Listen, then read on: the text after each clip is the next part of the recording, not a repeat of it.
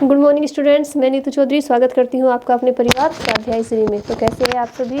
I hope अच्छे होंगे, स्वस्थ होंगे, घर पर होंगे, अपना और अपने परिवार वालों का ख्याल रख रहे होंगे।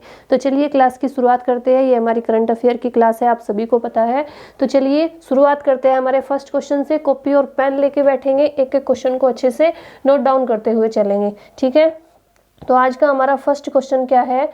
आज का हमारा क्वेश्चन है कि प्रधानमंत्री नरेंद्र मोदी दिनांक 17/1/2022 को प्रधानमंत्री नरेंद्र मोदी ने दिनांक 17/1/2022 को WEF के दावोस एजेंडा में किस समिट को संबोधित किया? बताएंगे फटाफट से उस समिट का नाम क्या है? तो ऑप्शन ए है हमारा अर्थ समिट, ऑप्शन बी है सस्टेनेबल डेवलपमेंट समिट और ऑप्शन सी है the state of world, option D है वर्चुअल नाम समिट, NAM है ये, ठीक है।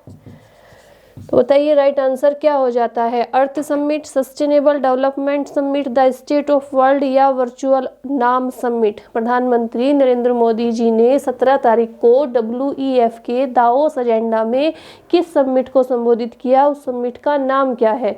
तो राइट आंसर हो जाता है हमारा सी, यानी द स्टेट ऑफ वर्ल्ड। क्या है उस समिट का नाम? द स्टेट ऑफ वर्ल्ड हमारा राइट आंसर हो जाता है। फटाफट से नोट डाउन करेंगे या स्क्रीनशॉट लेंगे। नेक्स्ट क्वेश्चन पे चलते हैं।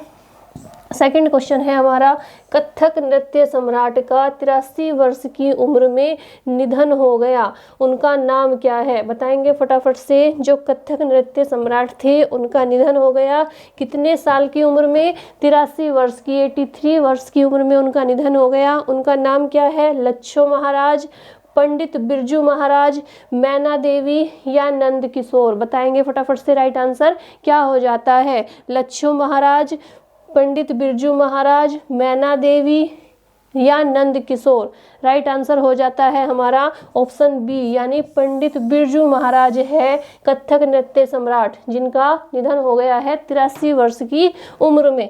नेक्स्ट क्वेश्चन पे चलेंगे।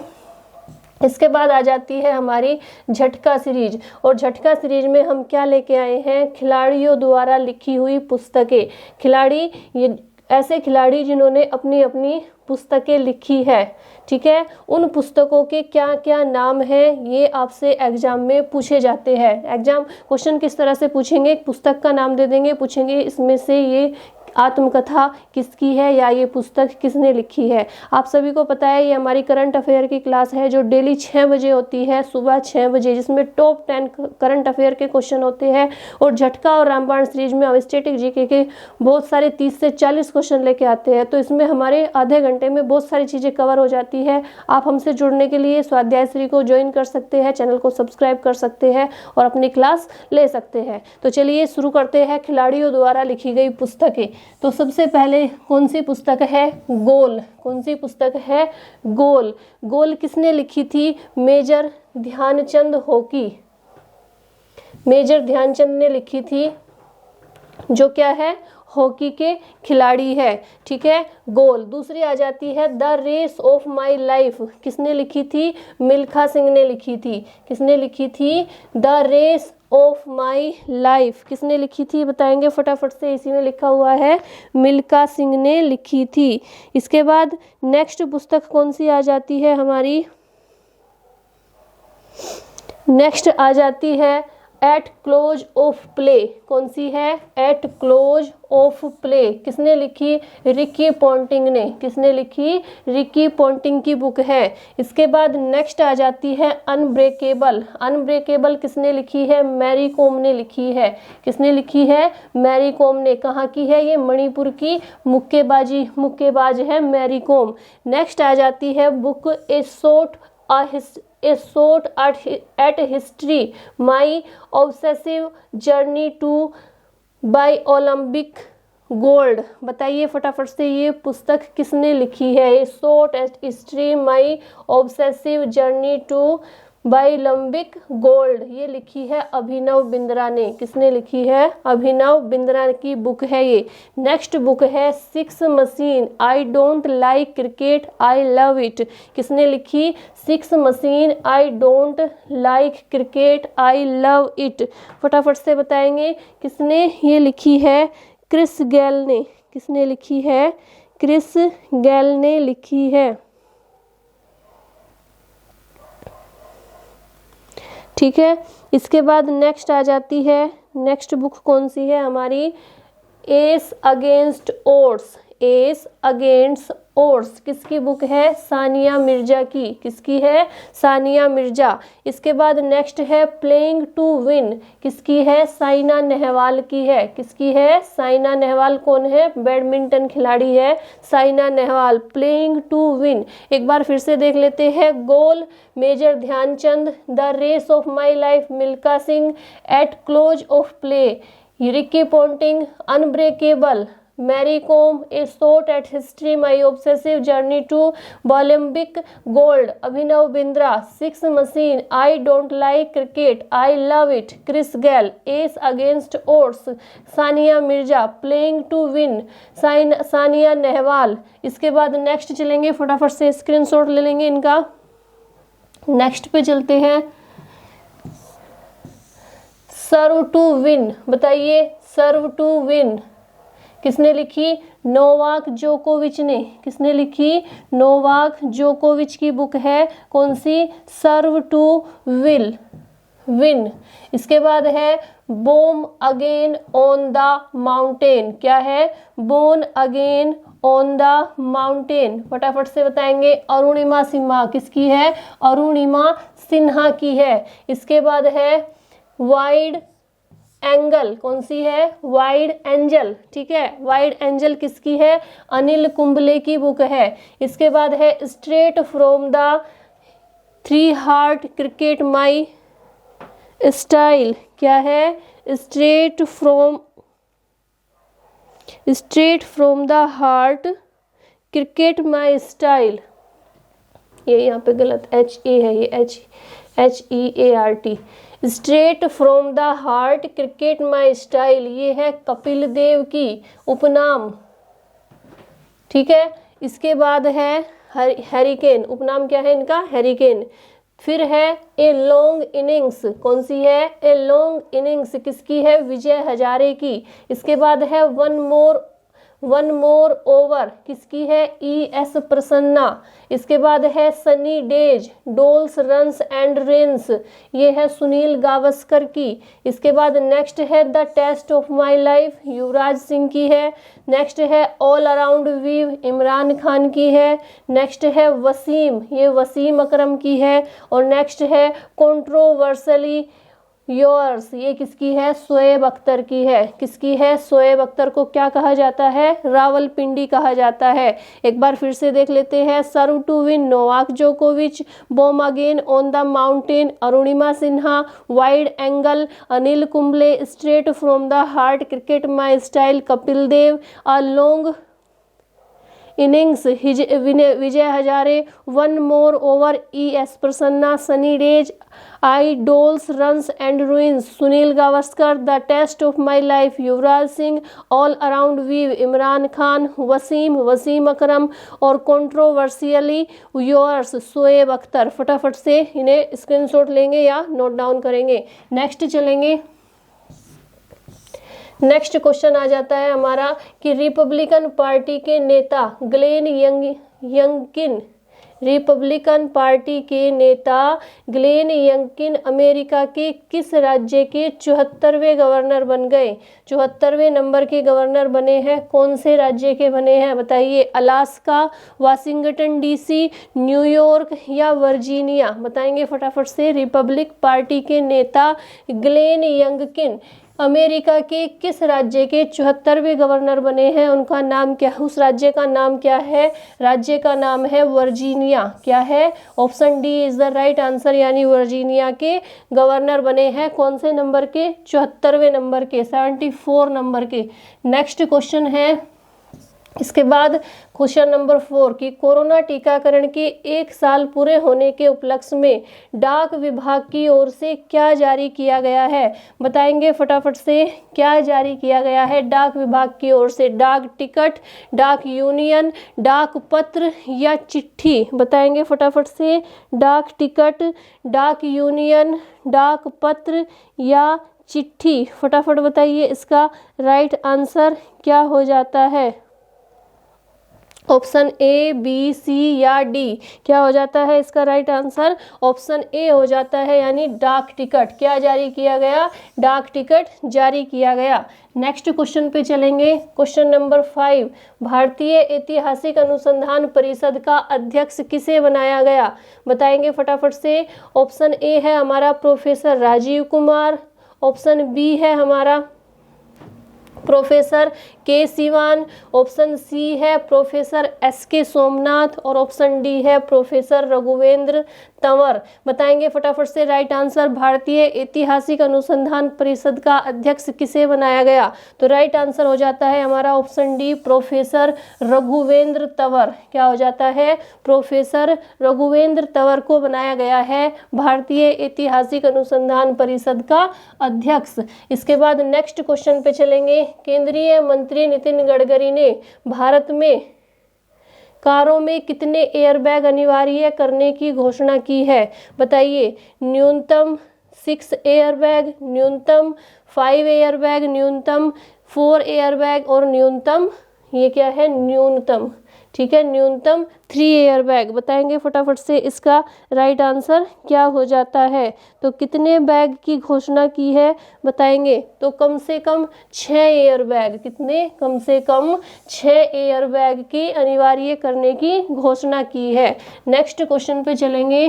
Question number 7।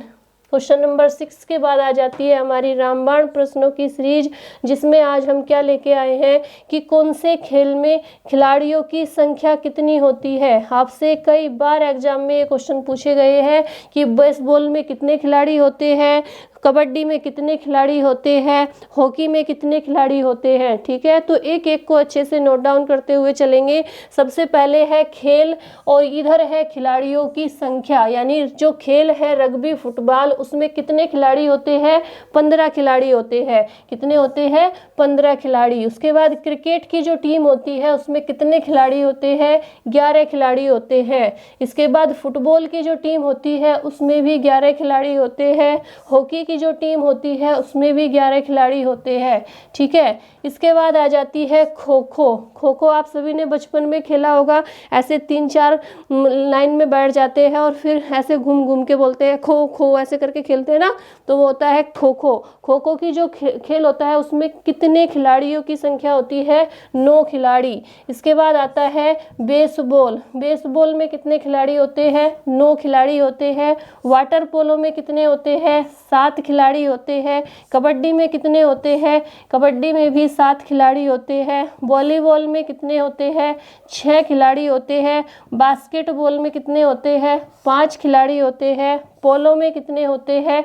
4 खिलाड़ी होते हैं। कितने होते हैं? 4 खिलाड़ी। एक बार फिर से देखते हैं। रग्बी फुटबॉल में 15 खिलाड़ी, इसके बाद क्रिकेट में 11, फुटबॉल में 11, हॉकी में 11, खो खो में 9, बेसबॉल में 9, वाटर पोलो में 7, कबड्डी में 7, वॉलीबॉल में 6, बास्केटबॉल में 5, पोलो में 4 और टेबल टेनिस, टेनिस मुक्केबाजी और शतरंज बैडमिंटन, इन सब में कितने होते हैं? 1-1 खिलाड़ी होते हैं। कितने होते हैं? 1-1 खिलाड़ी होते हैं। ठीक है, टेबल टेनिस, टेनिस मुक्केबाजी, शतरंज बैडमिंटन, यानी दोनों टीमों में 1-1। इसके बाद आ जाते हैं भारतीय खिलाड़ी और उनके उपनाम, यानी भारतीय जो खिलाड़ी है उन्हें उनके उपनाम क्या है, उन्हें अन्य किस नाम से जाना जाता है। ये क्वेश्चन भी कई बार आपके एग्जाम में आ चुके हैं। ठीक है, तो सबसे पहले देखेंगे जैमी। जैमी किसे कहा जाता है? राहुल द्रविड़ को कहा जाता है। किसे कहा जाता है? जैमी के नाम से किसे जाना जाता है? राहुल द्रविड़ को। इसके बाद आता है इखर एक्सप्रेस। क्या आता है? इसके बाद आता है हमारा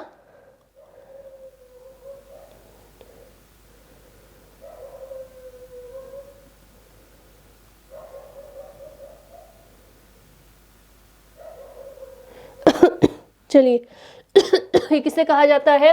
मुनाफ पटेल को कहा जाता है। इसके बाद माही, माही के का उपनाम किसका है? MS धोनी का। दीवार किसे कहा जाता है? ये भी राहुल द्रविड़ को ही कहा जाता है। सुनील गावस्कर को क्या कहा जाता है? Little master. सचिन तेंदुलकर को क्रिकेट के भगवान के नाम से जाना जाता है। सौरभ गांगुली को दादा कहा जाता है। कोलकाता के राजकुमार किसे कहा जाता है? सौरभ गांगुली को कहा जाता है। फ्लाइंग सिख किसे कहते हैं? मिल्खा सिंह को कहते हैं। गब्बर किसे कहते हैं? शिखर धवन को कहते हैं। हिटमैन किसे कहते हैं? रोहित शर्मा को कहते हैं। और पुणे के राजकुमार किसे कहा जाता है? पंकज आडवाणी को कहा जाता है। Jammy Rahul Dravid, Ikhar express Munaf Patel, Mahi MS Dhoni, दीवार Rahul Dravid, little master Sunil Gavaskar, cricket के भगवान सचिन तेंदुलकर, दादा सौरभ गांगुली, कोलकाता के राजकुमार सौरभ गांगुली, फ्लाइंग सिख मिल्खा सिंह, गब्बर शिखर धवन, हिटमैन रोहित शर्मा, पुणे के राजकुमार पंकज आडवाणी। इसके बाद नेक्स्ट चलेंगे, फटाफट से स्क्रीनशॉट लेंगे इनका। सुपर मोम किसे कहा जाता है? सुपर मोम कहा जाता है मैरी कॉम को। किसे कहते हैं? मैरी कॉम को सुपर मोम कहते हैं। सुपर मोम उनका उपनाम है। ठीक है, इसके बाद नेक्स्ट कौन सा है? पयोली एक्सप्रेस। पयोली एक्सप्रेस किसे कहा जाता है? बताइए। तो ये कहते हैं PT उषा को। किसे कहा गया है? PT उषा। हॉकी के जादूगर किसे कहते हैं? ध्यानचंद को। मैसूर एक्सप्रेस श्रीनाथ को। उड़ान परी PT उषा को। पॉकेट डायनेमो लिएंडर पेस को कहा जाता है। एशिया की स्प्रिट क्वीन किसे कहते हैं? PT उषा को। टर्मिनेटर किसे बोलते हैं? हरभजन सिंह को। सिक्किम स्पाइनर किसे बोलते हैं? बाईचुंग भूटिया है ये, बाईचुंग भूटिया को। बंगाल टाइगर सौरभ गांगुली को। जंबो अनिल कुंबले को। मुल्तान के सुल्तान वीरेंद्र सहवाग को। नजफगढ़ के नवाब वीरेंद्र सहवाग। और हरियाणा हरिकेन किसे बोलते हैं? कपिल देव को बोलते हैं। हरियाणा हरिकेन एक बार फिर से देख लेंगे। Super mom Mary Kom, Payyoli express PT उषा, हॉकी के जादूगर ध्यानचंद, मैसूर एक्सप्रेस श्रीनाथ, उड़ान परी PT उषा, pocket dynamo Leander Paes, Asia की स्प्रिट क्वीन PT उषा, terminator Harbhajan Singh, Sikkim spinner Baichung Bhutia, Bengal tiger Sourav Ganguly, jumbo Anil Kumble, Multan के सुल्तान वीरेंद्र सहवाग, नजफगढ़ के नवाब वीरेंद्र सहवाग और हरियाणा हरिकेन कपिल देव। क्वेश्चन आपसे किस तरह से पूछा जाएगा कि पॉकेट डायनेमो की किसे कहा जाता है, उसमें 4 खिलाड़ियों के नाम देंगे, आपको ऑप्शन टिक करना होगा। जब आपको सही आंसर पता होगा तभी आप सही आंसर लगा सकते हैं। इसके आगे चलेंगे। गोल्डन गर्ल किसे कहते हैं? ये भी PT उषा को ही कहा गया है। ढींग एक्सप्रेस किसे कहा गया है? हिमा दास को। किसे कहा गया है? हिमा दास को कहा गया है ढींग एक्सप्रेस। इसके बाद है लाइटिंग एक्सप्रेस किसे कहा गया है? लाइटिंग एक्सप्रेस कहा गया है विश्वनाथन आनंद को। इंडियन एक्सप्रेस किसे कहा है? महेश भूपति को। और इंडियन एक्सप्रेस लिएंडर पेस को। क्या कहा गया है? लिएंडर पेस को कहा गया है।